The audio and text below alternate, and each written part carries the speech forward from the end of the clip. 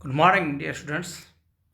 मैं doctor Dheeraj Bakolia, professor political science, government Lohia college Churu. अपन current affairs की एक श्रृंखला चल रहे हैं और इस श्रृंखला को आज अपन आगे बढ़ाएंगे। इसी श्रृंखला के पहले वीडियो में आपने कुछ महत्वपूर्ण मुद्दों की चर्चा की थी जो यूपीएससी और राजस्थान में आयोजित होने वाली विभिन्न प्रकार की प्रतियोगी परीक्षाओं के लिए अत्यंत उपयोगी था। मुख्य रूप से जो राजस्थान प्रशासनिक सेवा है उसके लिए जो परीक्षा आयोजित होती है उनके लिए और यूपीएससी के लिए ये अति महत्वपूर्ण बिंदु है। आज अपन इसी श्रृंखला को आगे बढ़ाएंगे और कुछ नए और ज्वलंत जो मुद्दे हैं, जो टॉपिक रहे हैं, जो चर्चित रहे हैं, उनकी अपन बात करेंगे।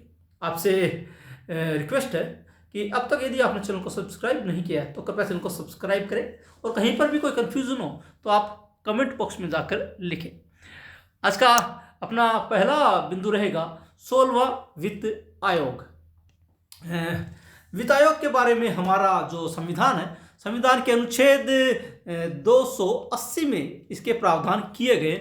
आप उसमें से जाकर देखेंगे तो आपको इसके बारे में विशेष रूप से प्रावधान मिलेंगे। खैर, अब हम देखते हैं। अरविंद पनगडिया को 16वें वित्त आयोग का अध्यक्ष बनाया गया है। अरविंद पनगडिया के बारे में आपको बता दूं कि जब योजना आयोग को समाप्त करके नीति आयोग की स्थापना की गई थी तब अरविंद पनगडिया को नीति आयोग का पहला उपाध्यक्ष बनाया गया था। हम ये जानते हैं कि योजना आयोग या नीति आयोग जो ये संस्थाएं हैं उनका अध्यक्ष तो हमेशा से प्रधानमंत्री होता है, लेकिन नीति आयोग के प्रथम उपाध्यक्ष के रूप में अरविंद पनगडिया जो अर्थशास्त्री हैं और राजस्थान के रहने वाले हैं उनको उसका उपाध्यक्ष बनाया गया था। उन्हीं अरविंद पनगडिया को 16वें वित्त आयोग का अध्यक्ष बनाया गया है। आयोग 5 वर्ष की अवधि 2026 से 2030-31 के लिए अपनी रिपोर्ट 31 अक्टूबर 2025 तक राष्ट्रपति को सौंप देगा। जो 16वें वित्त आयोग का कार्यकाल है वो 5 वर्ष के लिए 2026-27 से लेकर के 2030-31। हमें जानते हैं कि भारत में जो वित्तीय वर्ष है वो 1 अप्रैल से 31 मार्च तक चलता है। इसका मतलब है कि अरविंद पनगडिया आयोग जो है, 16वां वित्त आयोग जो है, अपनी जो रिपोर्ट सौंपेगा वो 31 अक्टूबर 2025 तक राष्ट्रपति को सौंप देगा और इस आयोग के द्वारा जो भी अनुशंसाएं की जाएगी वो अनुशंसाएं 1 अप्रैल 2026 से लेकर 31 मार्च 2031 तक के लिए लागू होगी। यानी कि 2026-27 से 2030-31 की 5 वर्ष की अवधि के लिए 16वें वित्त आयोग की अनुशंसाएं लागू की जाएगी। 16वें वित्त आयोग की शर्तें, यानी कि जो काम 16वें वित्त आयोग को सौंपा गया है या जो 16वां वित्त आयोग जिन चीज़ों पर दृष्टि डालेगा और जो सुझाव देगा, पहला कर प्राप्तियों का वितरण, यानी कि जो केंद्र सरकार को जो विभिन्न प्रकार के कर प्राप्त होते हैं उनका वितरण किस रूप में और किस अनुपात में किया जाना चाहिए। संविधान के भाग 12 के अध्याय 1 के तहत केंद्र सरकार और राज्यों के बीच करों के आवंटन की अनुशंसा, इसमें इन करों के लाभ को राज्यों के मध्य विभाजित करना। हमारा जो संविधान है और संविधान का जो भाग 12 है और भाग 12 का अध्याय 1 जो है उनके भीतर अध्याय 1 में विभिन्न प्रकार के करों के बारे में उल्लेख किया गया है कि केंद्र सरकार के कौन से कर होंगे, राज्य सरकार के कौन से कर होंगे। इसके अलावा इन बातों का भी उल्लेख किया गया है कि केंद्र सरकार कौन से कर लगाएगा, कौन से कर संग्रहित करेगा और उनका आवंटन किस प्रकार से होगा। यह भी उल्लेख किया गया है कि केंद्र सरकार कौन से कर लगाएगा और उन करों को राज्य सरकार कैसे वसूल करेगा और उनका आवंटन किस प्रकार से होगा। यानी कि सारे के सारे करों का जो प्रावधान है, कर लगाना, कर का आरोहण करना, कर का संग्रहण करना, कर का वितरण करना, ये सब भारतीय संविधान के भाग 12 के अध्याय 1 में किया गया। उन करों के बारे में वित्त आयोग अपनी अनुशंसा देगा और इन करों से प्राप्त लाभ को किस प्रकार से राज्यों के बीच में बांटा जाना चाहिए, क्योंकि हमारे वर्तमान के जो राज्य हैं वो इसी करों के अनुदान के ऊपर, कर सहायता के ऊपर ही निर्भर रहते हैं। तो इन करों के लाभ को किस प्रकार से राज्यों के मध्य वितरित किया जाएगा इसका सुझाव भी 16वां वित्त आयोग देगा। सहायता अनुदान नियम, ऐसे नियम स्थापित करना जो भारत की संचित निधि से राज्यों को सहायता अनुदान को नियंत्रित करने वाले हैं। हम ये भली बात जानते हैं कि 2 प्रकार की निधियां होती है, एक केंद्र की संचित निधि और एक राज्य की संचित निधि। हम बात कर रहे हैं संचित निधि, जो भारत की संचित निधि, जो केंद्र की संचित निधि है। इस संचित निधि में जो धन होता है, उस धन को राज्यों को किस प्रकार से अनुदान के रूप में दिया जाना चाहिए। अनुदान का मतलब होता है कि ऐसी राशि जो वापस संग्रहित नहीं की जाती, ऐसी राशि जिसका वापस आकलन नहीं किया जाता। अगर कोई राशि केंद्र राज्यों को ऋण के रूप में देता है तो उस ऋण को वापस भी वसूला जाता है, उस ऋण के ऊपर ब्याज भी वसूला जाता है। लेकिन जो सहायता अनुदान के रूप में जो राशि दी जाती है, उस राशि का वापस संग्रह नहीं किया जाता या उसके ऊपर किसी भी प्रकार का ब्याज भी प्राप्त नहीं किया जाता। इसलिए भारत की संचित निधि से राज्यों को क्या सहायता अनुदान दी जाने, इसके बारे में भी 16वां वित्त आयोग अपनी रिपोर्ट देगा। और इसमें संविधान के भाग 275 के तहत उस अनुच्छेद के खंड 1 के प्रावधानों में निर्दिष्ट उद्देश्यों के अलावा अन्य उद्देश्यों के लिए सहायता अनुदान के रूप में राज्यों को भुगतान की जाने वाली राशि का आकलन करना भी शामिल है।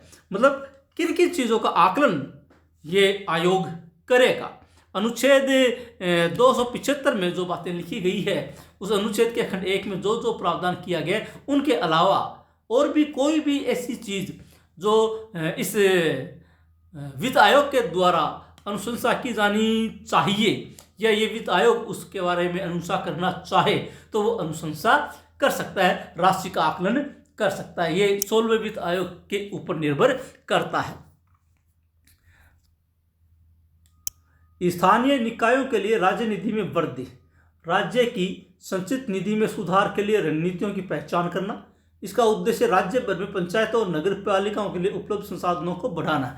आप ये बात ध्यान में रखिएगा कि जो केंद्रीय राशि होती है, उस राशि से राज्यों की जो स्थानीय संस्थाएं हैं, जैसे नगर पालिकाएं और पंचायतें, इनको भी केंद्र अनुदान के रूप में, सहायता के रूप में राशि उपलब्ध करवाता है। जैसे अभी FFC यानी कि 15th फाइनेंस कमीशन की सिफारिशों के अनुसार राशि का आवंटन किया जा रहा है। फिर SFC हो जाएगी 16th फाइनेंस कमीशन, और उसकी अनुशंसा के अनुसार राज्यों की इन स्थानीय निकायों को सहायता और अनुदान आदि राशि उपलब्ध करवाई जाएगी। साथ ही साथ ये आयोग इस बात का भी निर्धारण करेगा कि राज्य की जो संचित निधि है उनमें और क्या सुधार किया जाना चाहिए ताकि राज्य की संचित निधि का आकार बढ़ाया जा सके। इसके अलावा आपदा प्रबंधन वित्तीय का मूल्यांकन। आयोग आपदा प्रबंधन गतिविधियों के लिए मौजूदा वित्तीय प्रणालियों की जांच कर सकता है। इसमें आपदा प्रबंधन अधिनियम 2005 के तहत स्थापित निधियों की समीक्षा करना और संवर्धन या परिवर्तन के लिए उचित सुझाव देना शामिल है। जो हमारा आपदा प्रबंधन अधिनियम 2005 है, इसके बारे में भी ये आयोग अपनी अनुशंसाएं देगा। इसमें ये बात शामिल है कि आयोग ये देखेगा कि आपदा प्रबंधन अधिनियम के तहत कौन कौन सी चीज़ें शामिल है, कौन कौन सी चीज़ें इससे अभी बाहर है, किन किन चीज़ों को इसमें शामिल और किया जाना चाहिए, और भविष्य में और ऐसी क्या चीज़ें हो सकती है जो आपदा की श्रेणी में आती हो, और उनके लिए हमें किन निधियों की स्थापना की और आवश्यकता पड़ेगी। इन बातों को ध्यान में रखते हुए आगामी समय के लिए आपदा प्रबंधन में वांछित सुधार के लिए और भी सुझाव देना आयोग की परिधि में शामिल है। तो 16वां वित्त आयोग जो है इन 4 मुख्य मुद्दों पर अपनी अनुशंसाएं केंद्र सरकार को, राष्ट्रपति को संबोधित करेगा। वित्त आयोग क्या है? वित्त आयोग संविधान के अनुच्छेद 280 के तहत बनाया गया एक संवैधानिक निकाय है। मैंने ये बात आपको प्रारंभ में कही थी कि हमारा जो वित्त आयोग है ये भारतीय संविधान के अनुच्छेद 280 के तहत स्थापित किया जाता है। हमेशा से ही प्रथम से लेकर के वर्तमान तक, क्योंकि ये 16वां है, उससे पहले 15 वित्त आयोग स्थापित हो चुके हैं, कि उनके बारे में जो अनुशंसाएं की गई थी, उन अनुशंसाओं के तहत ये बात शामिल है कि ये आयोग अनुच्छेद 280 के तहत स्थापित किया जाता है और वो विभिन्न प्रकार की जो अपनी सिफारिशें हैं वो प्रस्तुत करता है। इसकी प्रमुख भूमिका यह सुझाव देना है कि केंद्र सरकार और राज्यों के मध्य वित्तीय संसाधनों का वितरण कैसे किया जाना चाहिए। मेन जो रोल है वित्त आयोग का केवल इतना है कि जो धन का बंटवारा है केंद्र और राज्यों के बीच में किस प्रकार किया जाना चाहिए, ताकि राज्यों के पास धन के उचित साधन रहे, राज्यों की आर्थिक स्थिति मजबूत रहे और केंद्र भी इतना गरीब न हो जाए कि वो राज्यों को ही देकर अपना खजाना खाली कर दे। इन सब बातों का निर्धारण जो है वो वित्त आयोग करता है। मुख्य भूमिका केंद्र सरकार और राज्यों के मध्य वित्तीय साधनों का बंटवारा करना वित्त आयोग का कार्य है। 27 नवंबर 2017 को 15वें वित्त आयोग की स्थापना की गई थी। अपनी अंतरिम और अंतिम रिपोर्ट के माध्यम से इसने 1 अप्रैल 2020 से शुरू होने वाली 6 वर्ष की अवधि के लिए अनुशंसाएं प्रदान की थी, जो 2025-26 तक लागू है। एक बात आप ध्यान दीजिएगा कि जो ये वित्त आयोग है मुख्य रूप से 5 वर्ष के लिए अपनी अनुशंसाएं करता है, लेकिन याद रखिएगा जो 15वां वित्त आयोग था उस आयोग ने अपनी रिपोर्ट जो है 27 नवंबर 2017 को सौंपी थी। अपने अंतरिम और अंतिम का मतलब अंतिम से पहले एक प्रोविजनल जो रिपोर्ट होती है, अंतरिम और अंतिम रिपोर्ट के माध्यम से इसने जो अनुशंसाएं की थी वो 1 अप्रैल 2020 से लागू हुई थी, लेकिन इसकी अनुशंसाएं 6 वर्ष तक लागू रही थी। इसको कार्य 6 वर्ष के लिए दिया गया था और ये 2025-26 यानी कि 31 मार्च 2026 तक इसकी अनुशंसाएं लागू रहेगी। इसलिए वित्त आयोग जो था 15वां वित्त आयोग उसकी वर्तमान में अनुशंसाएं कार्य कर रही है और नया वित्त आयोग जो 16वां बनेगा इसकी अनुशंसाएं 1 अप्रैल 2026 से प्रारंभ होगी। अमेरिका द्वारा हुत्ती विद्रोहियों पर गोलीबारी। अमेरिकी सेना ने लाल सागर में एक मालवाहक जहाज पर हमला करने के बाद हुत्ती विद्रोहियों पर गोलीबारी की, जिससे गाजा में युद्ध से जुड़े समुद्री संघर्ष में वृद्धि हुई और कई लोग मारे गए। आपको ये ध्यान होगा कि वर्तमान में जो लाल सागर है वो एक संघर्ष का अखाड़ा बना हुआ है। मुख्य रूप से अभी ये जो मध्य पूर्व का इलाका है ये इजराइल और फिलिस्तीनियों के मध्य संघर्ष का गढ़ है और यहाँ पर गाजा जो है, गाजा पट्टी जिसे हम कहते हैं, उस गाजा पट्टी पर इजराइल के द्वारा लगातार काफी समय से बमबारी की जा रही थी और यही इलाका जो लाल सागर का इलाका है इसमें एक बड़ी समस्या जो है वो है हुत्ती विद्रोहियों की। ये हुत्ती विद्रोही भी समय समय पर विभिन्न प्रकार के मालवाहक जहाजों को निशाना बनाते रहे थे। एक्चुअल में जो हुत्ती विद्रोही है वो एक आतंकवादी संगठन है और यह आतंकवादी संगठन अपनी आर्थिक जरूरतों को पूरा करने के लिए कई बार मालवाहक जहाजों को निशाना बना लेते हैं, उनको लूट लेते हैं ताकि उनकी आर्थिक आवश्यकताएं पूरी हो सके या उनको जो आर्थिक संसाधन चाहिए उनकी पूर्ति की जा सके। इसी कारण से अमेरिकी सेना ने अभी जब लाल सागर में एक कोई मालवाहक जहाज गुजर रहा था और उस मालवाहक जहाज के ऊपर जब हुत्ती विद्रोहियों ने गोलीबारी की तो उसमें आखिरकार अमेरिका का जो जो विध्वंसक पोत है वो कूद पड़ा और उसने हुत्ती विद्रोहियों के ऊपर गोलीबारी की, जिससे ये इलाका जो फिर से संघर्ष की अवस्था में आ गया या इसमें वृद्धि हुई। इसका अनुसरण क्यों? यूएसएस ग्रेवली विध्वंसक पोत के चालक दल ने सबसे पहले सिंगापुर के ध्वज वाले मासेक हागजो पर दागी गई 2 जहाज रोधी बैलिस्टिक मिसाइलों को मार गिराया। सुनिएगा, समझिएगा इसको कि जब हुत्ती विद्रोही जो थे वो लगातार मालवाहक जहाजों को जब निशाना बना रहे थे, उसी दौरान एक सिंगापुर के ध्वज वाले पोत पर जो जिसका नाम था मार्सक हांगजो, इसके ऊपर जब हुत्ती विद्रोहियों ने मिसाइलें दागी तो उन मिसाइलों को रास्ते पे ही तोड़ दिया गया, समाप्त कर दिया गया या यूं कहेंगे उसको बिखेर दिया गया। और इसका कार्य किया अमेरिका के एक युद्धपोत जिसका नाम है यूएसएस ग्रेवली, जो विध्वंसक युद्धपोत की श्रेणी में आता है और इसके चालक दल ने इस हुत्ती विद्रोहियों के द्वारा जो बैलिस्टिक मिसाइलें दागी गई थी उनको मार गिराया था। ये उस समय की बात है जब जहाज उस शाम एक मिसाइल की चपेट में आ गया जब वह दक्षिणी लाल सागर से होकर जा रहा था। उसी दौरान एक और मालवाहक जहाज जो उस लाल सागर के भीतर से गुजर रहा था उस पर जब हुत्ती विद्रोहियों ने मिसाइलें दागी तो वो उन मिसाइलों का शिकार हो गया और उसी समय वहां से यूएसएस ग्रेवली विध्वंसक पोत गुजर रहा था और उसने देखा कि हुत्ती विद्रोहियों ने फिर से बैलिस्टिक मिसाइल दागी है जो सिंगापुर के ध्वज वाले पोत मालवाहक जहाज के ऊपर जा रही है, तो उसको रास्ते में ही उन्होंने मार गिराया था। यूएसएस ग्रेवली और यूएसएस ड्वाइट आइजनहावर विमान वाहक पोत के हेलीकॉप्टरों ने मासेक हागजो संकट काल का जवाब दिया और हमलावरों को मौखिक चेतावनी दी। पहले तो इनको मौखिक चेतावनी दी गई जब वो गोलीबारी कर रहे थे, मिसाइलें दाग रहे थे, तब उनको मौखिक रूप से इन दो विध्वंसक पोत जो यूएसएस ग्रेवली और यूएसएस ड्वाइट आइजनहावर ये विमान वाहक पोत है, और इनके हेलीकॉप्टर जो उस इलाके में गश्त कर रहे थे, चक्कर लगा रहे थे, उन्होंने इनको मौखिक रूप से चेतावनी दी। और जब चेतावनी का उनके ऊपर असर नहीं हुआ और उन्होंने चेतावनी को, जो हुती विद्रोही थे, उन्होंने चेतावनी को जब दरकिनार किया, तब उसके ऊपर इन विमान वाहक पोतों ने हमला किया और उनकी मिसाइलें रास्ते में नष्ट कर दी। अमेरिका ने ऐसा क्यों किया? उन्होंने शिपिंग की सुरक्षा के लिए ऐसा किया। इस क्षेत्र में संयुक्त राज्य अमेरिका के महत्वपूर्ण राष्ट्रीय हित है और वे इन हितों की रक्षा के लिए इस क्षेत्र में जिस प्रकार की ताकतों की आवश्यकता होगी उन्हें तैनात करेंगे। मैं आपको क्लियर कर दूं कि ये जो मध्य पूर्व का इलाका है, जो अभी वर्तमान में एक संघर्ष का अखाड़ा बना हुआ है, मुख्य रूप से इजराइल और फिलिस्तीन के संघर्ष को लेकर, क्योंकि इजराइल का समर्थन हमेशा से ही अमेरिका करता रहा है और इसके कारण से मध्य पूर्व में जब भी कभी इजराइल के हितों पर कोई आंच आती है, अमेरिका उसकी सहायता करता है।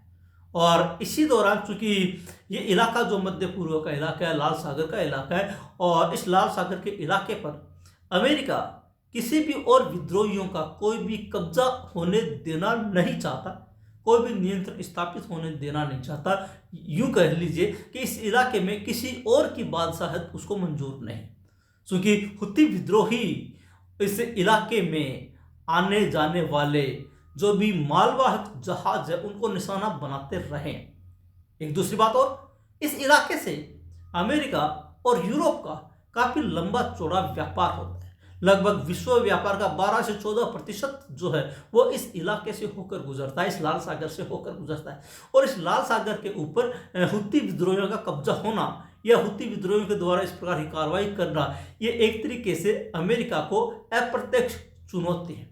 और चूंकि अमेरिका के खुद इस इलाके में राष्ट्रीय हित है, इसीलिए अमेरिका ने इस प्रकार की कार्यवाही की है। और अमेरिका स्पष्ट कहता है कि इस क्षेत्र में अमेरिका के हित है और इन हितों के ऊपर कोई भी संकट आता है तो अमेरिका जिस प्रकार की आवश्यकता होगी उस प्रकार की कार्यवाही करेगा। यानी कि चाहे तो वो किसी राज्य पर आक्रमण करना हो या किसी विद्रोहियों के ऊपर उनको निशाना बनाना हो, कुछ भी हो, उन सब की वो कार्रवाई करेगा। अगला है तहरीक ए हुर्रियत अवैध घोषित। केंद्रीय गृह मंत्रालय ने तहरीक ए हुर्रियत जम्मू कश्मीर को आतंकवादी विरोधी कानून गैर कानूनी गतिविधि अधिनियम यूएपीए की धारा 3 के अंतर्गत एक गैर कानूनी संगठन घोषित किया है। एक कहने के लिए एक राजनीतिक दल है, एक पार्टी है, तहरीक ए हुर्रियत। ये जो पहले जो इसकी पार्टी हुआ करती थी हुर्रियत कॉन्फ्रेंस के नाम से, उन्हीं का एक अंग मान लीजिए, उसी से निकली हुई एक शाखा मान लीजिए। एक तहरीक एक हुर्रियत जम्मू कश्मीर में सक्रिय एक संगठन है। हालांकि इसका उद्देश्य, इसके पीछे की जो अवधारणा थी वो जम्मू कश्मीर में इस्लामी शासन स्थापित करने और जम्मू कश्मीर का विभाजन करने की थी, उसकी सोच ये थी। और अब तक वो अपनी गतिविधियों से बचा हुआ था, लेकिन हाल ही में उसकी इस प्रकार की गतिविधियां देखी गई जो यूएपीए की धारा 3 का उल्लंघन करती है। यूएपीए जिसका पूरा नाम है गैर कानूनी गतिविधि अधिनियम, इसकी धारा 3 के तहत अगर कोई भी संगठन, किसी भी प्रकार का संगठन अगर देश विरोधी गतिविधियों का संचालन करता है, अगर देश में देश विरोधी तोड़फोड़ या इस प्रकार की साजिश को अंजाम देता है, या अपने किसी भूभाग को देश से अलग करने की बात करता है, या उसकी प्रचार प्रसार करता है, या उसका फंडिंग करता है, तो ऐसे किसी भी संगठन को इस कानून की धारा के अंतर्गत गैर कानूनी घोषित किया जा सकता है। और इसी का सहारा लेकर तहरीक ए हुर्रियत को केंद्र सरकार ने गैर कानूनी संगठन घोषित किया है। पहले तहरीक ए हुर्रियत क्या है इसके बारे में जानिए। ये आल पार्टी हुर्रियत कॉन्फ्रेंस के घटकों में से एक है। मुख्य रूप से अपन हुर्रियत कॉन्फ्रेंस के नाम से जानते हैं और इसका पूरा नाम आल पार्टी हुर्रियत कॉन्फ्रेंस है। इसके घटक जैसे कि हम ये देखते हैं कई विभिन्न प्रकार के जो गठबंधन बने हुए हैं, जैसे यूपीए, एनडीए, उसी प्रकार से ये जम्मू कश्मीर का एक घटक है और आल पार्टी हुर्रियत कॉन्फ्रेंस के एक घटक दल के रूप में ये शामिल रहा है। और इसकी स्थापना अलगाववादी सैयद अली शाह गिलानी ने की थी, जिनकी मृत्यु 2021 में हुई थी। ये जो तहरीक ए हुर्रियत पार्टी के नाम से है, इसकी स्थापना अलगाववादी जो नेता थे जम्मू कश्मीर के सैयद अली शाह गिलानी, इन्होंने की थी और इनकी मृत्यु सैयद अली शाह गिलानी की मृत्यु अभी 2021 में ही हुई थी। और इन्होंने इस पार्टी या इस संगठन या इस गिरोह की स्थापना की थी तहरीक ए हुर्रियत। पाकिस्तान समर्थक समूह का नेतृत्व पहले अलगाववादी सैयद अली शाह गिलानी करते थे, जिनका स्थान मसरत आलम भट्ट ने लिया है। भट्ट को भारत विरोधी और पाकिस्तान समर्थक प्रचार के लिए भी जाना जाता है। पहले एक बात क्लियर कीजिएगा कि अभी अपन ने बात की कि ये जो संगठन है जिसे हम इसको कहते हैं तहरीक ए हुर्रियत, ये आल पार्टी हुर्रियत कॉन्फ्रेंस के घटक दलों में से एक था। ये एक अलगाववादी संगठन था। अलगाववादी मतलब जो जम्मू कश्मीर को भारत से अलग करने की जो चर्चाएं करते थे, बातें करते थे, प्रयास करते थे, कार्य करते थे, वो अलगाववादी नेता। उन अलगाववादी नेताओं में एक नेता हुआ करता था सैयद अली शाह गिलानी। जब धारा 370 प्रभावी थी उस समय ये आल पार्टी हुर्रियत कॉन्फ्रेंस और इसके जितने भी घटक थे वो काफी प्रभावी थे और उनका एक ही लक्ष्य था जम्मू कश्मीर को भारत से अलग करना। और जब धारा 370 समाप्त की गई तब इस प्रकार की जितनी भी पार्टियां थी और इस प्रकार के जितने भी अलगाववादी नेता थे उनके ऊपर सख्त प्रतिबंध लगा दिए गए और उन प्रतिबंधों का शिकार हुआ ये व्यक्ति सैयद अली शाह गिलानी। चूंकि सैयद अली शाह गिलानी को प्रतिबंधित कर दिया गया, फिर इसके खिलाफ जो साक्ष्य मिले उसके आधार पर उनको जेल भेज दिया गया और आखिरकार उनकी मृत्यु 2021 में हो गई। जब इस तहरीक ए हुर्रियत की जो संस्थापक थे सैयद अली शाह गिलानी, इनकी जब मृत्यु हो गई थी उसके पश्चात इनकी बागडोर जो है, इस पार्टी की बागडोर जो है वो एक दूसरे व्यक्ति के हाथ में, जिसका नाम है मसरत आलम भट्ट। और मसरत आलम भट्ट की जो पहचान है वो भारत विरोधी और पाकिस्तान समर्थक की मानी जाती है। इसलिए इस पार्टी की भारत विरोधी गतिविधियों को देखते हुए इसके ऊपर प्रतिबंध लगाया गया। भट्ट फिलहाल जेल में और उनकी पार्टी जम्मू कश्मीर मुस्लिम लीग को 27 दिसंबर को प्रतिबंधित संगठन घोषित कर दिया था। दो चीजें, एक तो जो ये भट्ट है मसरत आलम भट्ट जो वर्तमान में तहरीक ए हुर्रियत का मुखिया बना हुआ था। दूसरी बात, इसकी जो खुद की पार्टी है जो जम्मू कश्मीर मुस्लिम लीग है, उसको तो बहुत पहले ही 27 दिसंबर को ही इसको घोषित कर दिया गया था प्रतिबंधित संगठन। और जनवरी में, आखिरकार जनवरी 2024 में इसकी ये जो पार्टी है हुर्रियत, तहरीक ए हुर्रियत, उसको भी आखिरकार प्रतिबंधित घोषित कर दिया गया है। पार्टी पर प्रतिबंध क्यों? गृह मंत्री ने social media platform x Twitter पर पोस्ट किया कि यह संगठन जम्मू कश्मीर को भारत से अलग करने और इस्लामी शासन स्थापित करने के लिए प्रतिबंधित गतिविधियों में शामिल है। जब जो हमारे गृह मंत्री अमित शाह, उन्होंने अपने सोशल मीडिया अकाउंट एक्स पर या ट्विटर पर लिखा था कि ये जो संगठन है तहरीक ए हुर्रियत, ये जम्मू कश्मीर को भारत से अलग करने और जम्मू कश्मीर में इस्लामी शासन स्थापित करने से संबंधित जो प्रतिबंधित गतिविधियां थी उन गतिविधियों को अंजाम दे रहा था, उन गतिविधियों में शामिल था। यह समूह भारत विरोधी दुष्प्रचार फैला रहा है और अलगाववाद को बढ़ावा देने के लिए आतंकवादी गतिविधियों को जारी रख रहा है। यह समूह कौन? तहरीक ए हुर्रियत। इस समूह के द्वारा लगातार भारत विरोधी दुष्प्रचार किया जा रहा था और अलगाववाद यानी जम्मू कश्मीर में इस प्रकार के अलगाव को पैदा करने वाले तत्वों को ये बढ़ावा दे रहा था। इस कारण से इसको आखिरकार ये प्रतिबंधित किया गया है। यूएपीए क्या है? यूएपीए, जिसका पूरा नाम गैर कानूनी गतिविधि रोकथाम अधिनियम, unlawful activities prevention act UAPA 1967। ये जो कानून है यूएपीए, जिसका पूरा नाम अनलॉफुल एक्टिविटीज प्रिवेंशन एक्ट 1967, ये 1967 में 1967 में इसे लागू किया गया था। ये एक भारतीय कानून है जिसका उद्देश्य भारत में गैर कानूनी गतिविधियों को रोकना है। इसका मुख्य उद्देश्य भारत की अखंडता और संप्रभुता के विरुद्ध निर्देशित गतिविधियों से निपटने के लिए शक्तियां उपलब्ध करवाना है। थोड़ा अच्छी तरह से समझ लीजिएगा। ये जो कानून है जो 1967 में स्थापित किया गया था, भारतीय कानून, इसका उद्देश्य भारत में गैर कानूनी गतिविधियों को रोकना। गैर कानून जो भी जिस प्रकार की भी ऐसी गतिविधियां जो कानून के विरुद्ध है, उन समस्त गतिविधियों पर रोक लगाना। और मुख्य उद्देश्य ऐसी गतिविधियां जो भारत की एकता, अखंडता और संप्रभुता के विरुद्ध है, ऐसी गतिविधियां जिनका संचालन इस उद्देश्य को ध्यान में रखकर किया जा रहा है, जिससे भारतीय एकता और अखंडता को खतरा पैदा हो, इन समस्त गतिविधियों को रोकना और उनके लिए शक्तियां उपलब्ध करवाना इस कानून का मुख्य उद्देश्य है, यूएपीए। याद रखिएगा, ये बहुत ही महत्वपूर्ण है। तो ये है आज का करंट अफेयर्स। आप और भी कोई कंफ्यूजन हो तो आप कमेंट बॉक्स में जाके, लेकिन आशा वीडियो पसंद आया होगा। इसको और आगे अपन कंटिन्यू करेंगे अगले वीडियो में। मिलते हैं अगले वीडियो में। एक निवेदन पुनः, यदि अब तक आप चैनल को सब्सक्राइब नहीं किया तो कृपया चैनल को सब्सक्राइब कीजिए। धन्यवाद। मिलते हैं अगले वीडियो में, तब तक के लिए धन्यवाद।